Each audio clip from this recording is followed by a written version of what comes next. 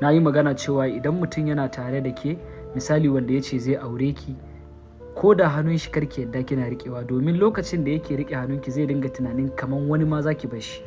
So yanzu kuma na dawo da wani sabon bayani, domin akwai abin da aka kawo min wani complaint ko kuma in ce wani case wanda ya yi kama da irin wannan abin. Bari in ɗan baku labarin. Akwai wani gari da yake kusa da garin. Abin da ya faru kuwa shine wani ne suna soyayya da wata yarinya, rimi ana ta soyayya, kuma auren ta yace zai. A hankali sai ya ringa nuna mata yana son ya yi amfani da ita, ma'ana su yi sex.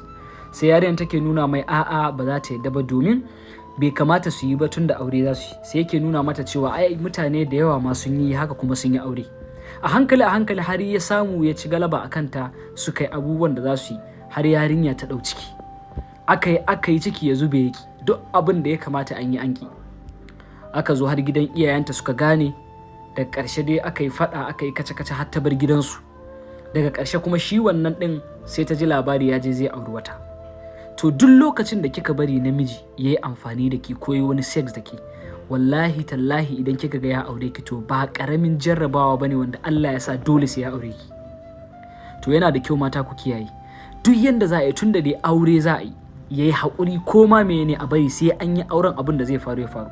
Amma idan kika bari wani abu ya faru, to wallahi zai fara tunanin wani ma za ki bar shi ya yi, ko kuma idan an yi auren zargi ya dinga shiga. Na farko dama ga zunubi, Allah subhanahu wata'ala ya hana. Sannan ga yana sa manzo Allah sallallahu alaihi wasallam ya ce duk wanda zai yi zina, lokacin da zai yi zina zai zama bai da imani, za a cire mai rigan imani, sai idan yayi daga baya a dawo mishi. Don haka mata ku kiyaye, ku ne ma kuke da wannan matsalolin.